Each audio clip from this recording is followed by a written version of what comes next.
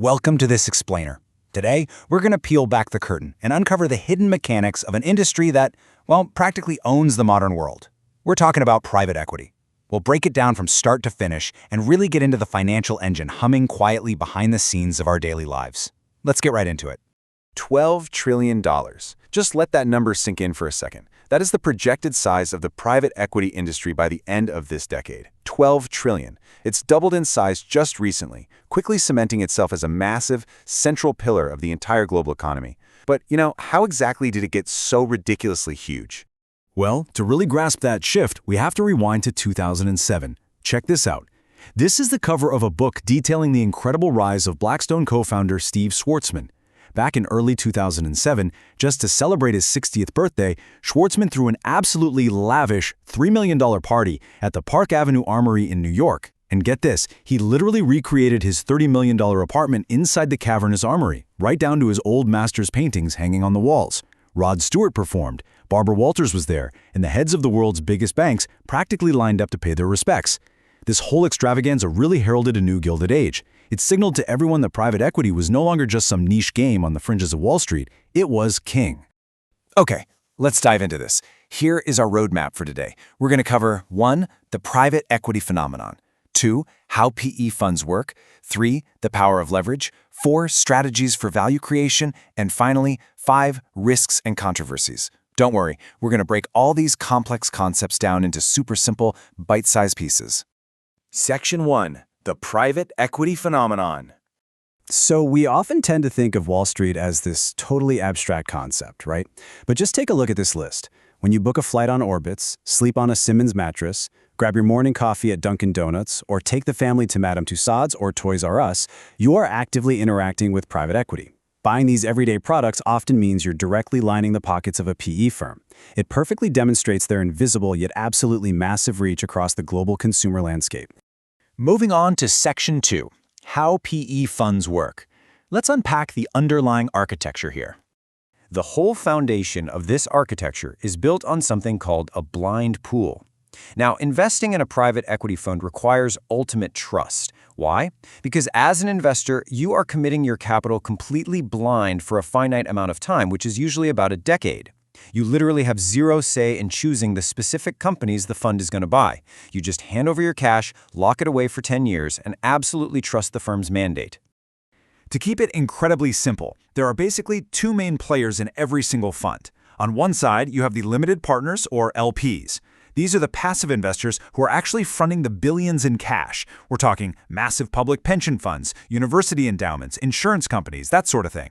Then, on the flip side, you have the general partners, or GPs. This is the private equity firm itself. The GPs are doing all the heavy lifting. They actively manage the fund, they pick the target companies to buy, and they dictate exactly how those companies are going to be run. So one group provides the cash, and the other group does the actual work. Now, what's really interesting about this slide is how the people doing that heavy lifting actually get paid. It's through the famous 2 and 20 fee model. On top of a standard 2% management fee, the general partners take a whopping 20% cut of the profits generated by the fund. This is known as carried interest, while the limited partners get the remaining 80%. That 20% slice is exactly how private equity founders build such staggering wealth. And crucially, it firmly aligns the GP's incentives to radically grow the value of the companies they buy. Because, let's face it, their massive payday depends entirely on producing absolutely bumper results. So what does the chronological life cycle of a fund actually look like? Well, it happens in 4 very clear steps.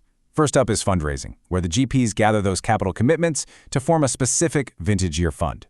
Second is investment, where they go out and actively buy private or public companies. Third is value creation.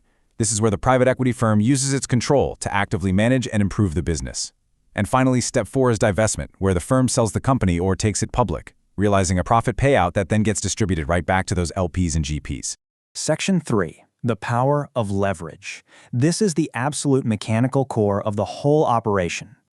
Leverage really is the secret sauce that makes the math work. And to understand it, we've got to look at this legendary story from 1982 involving Gibson Greeting Cards. An early buyout firm called Wesray bought the company for $80 million. But here's the crazy part. Wesray and the company's management only put up $1 million in cash as a down payment. They borrowed the rest. Just 16 months later, they took the company public. Because they used so incredibly little of their own cash up front, the two founders of Wesray each walked away with a personal profit of over $65 million on an initial investment of just $330,000. That is a 200-fold profit on a simple greeting card company. Insane, right? But how did they actually do it? The answer is a leveraged buyout, or an LBO. Now, think of an LBO exactly like buying a house with a mortgage. When you buy a house, you don't just hand over the full price in cash, right? You make a small down payment, say 20%, and you get a mortgage loan from the bank for the remaining 80%. Now, if that house goes up in value, you keep 100% of the profit, which makes the return on your initial small down payment absolutely massive. Private equity firms are doing the exact same thing, but instead of buying a split-level ranch, they are buying entire multi-billion-dollar corporations. Let's look at this capital structure. A typical LBO involves putting down about 30 to 40% in equity.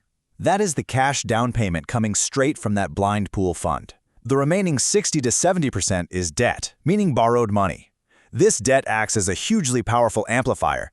By using borrowed money to cover most of the purchase price, any operational gains the company makes are mathematically magnified. This turns small gains into massive capital payouts for the private equity firm when the company is finally sold off. But here is the absolute brilliance and frankly the massive risk of this setup. In a leveraged buyout, that debt is secured by the acquired company itself, not the private equity firm. It's kind of like buying a rental property where the house itself is on the hook to pay off its own mortgage.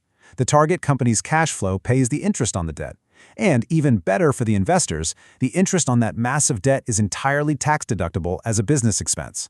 This drastically lowers the company's corporate tax bill, meaning everyday taxpayers are essentially subsidizing the deal. Pretty wild, right? All right, Section 4, Strategies for Value Creation. Let's see how they actually grow these businesses. And this brilliantly illustrates the next step. Once a firm straps this massive mortgage onto a company, they actually have to increase its value. In the industry, they call this the value bridge. You see, you can't just rely on financial engineering and leverage alone forever. To make a real, sustainable profit, the general partners have to roll up their sleeves and act like highly engaged owners. They have to actively increase operating cash flow, which is often referred to as margin expansion. This means they get aggressively focused on growing revenue, cutting unnecessary costs, and optimizing the business so it is fundamentally worth way more than when they first bought it. Now, a lot of people think private equity is just about ruthless cost-cutting. It's a stereotype known as the strip and flip. But if we look at the source material, the biggest profits actually often come from actively growing out of favor companies. For example, Blackstone took this small British amusements operator called Merlin Entertainments and expanded it into a global theme park giant, heavily growing massive brands like Legoland and Madame Tussauds. Or take Gerresheimer. They bought a humdrum German bottle maker and completely transformed it into a highly profitable, sophisticated pharmaceutical packaging leader. So, value creation very often means funding major global growth, not just shrinking the workforce. Section 5. Risks and Controversies. Let's look at the other side of the coin.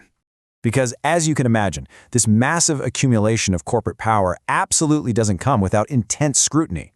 Back in the mid-2000s, a German cabinet member famously branded private equity firms as locusts. There is some very real, strong populist anger out there that views these firms as asset strippers. The fear is they act as corporate raiders who just feast on healthy companies, extract the most valuable parts, and leave the remaining shell completely weighed down by crippling debt. And to be fair, there is a fundamental risk to that heavy leverage we talked about earlier. Remember the whole mortgage analogy? Well, if a company is carrying a massive mortgage and a recession hits, causing their revenue to suddenly drop, they can't afford their debt payments anymore. When the global financial crisis hit, well-known everyday household brands that were bought at the peak of the market, like Linens and Things and Simmons mattresses, collapsed into bankruptcy simply because they couldn't carry the heavy debt load of their leveraged buyouts.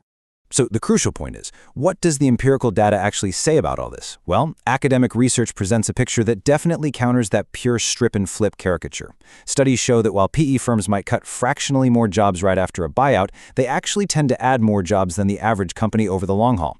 Furthermore, when PE-owned companies go public again, their stock generally performs better than other newly public companies. And surprisingly enough, despite all that heavy debt, historical failure rates for companies that have undergone LBOs are generally similar to, or sometimes even lower than, standard public companies.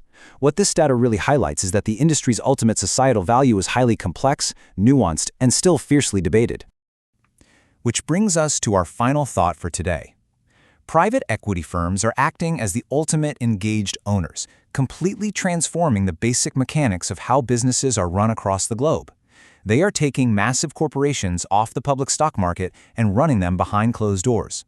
With $12 trillion in assets and growing rapidly, the really profound question is, are we actually prepared for a global economy where a massive chunk of Wall Street operates entirely out of the public eye?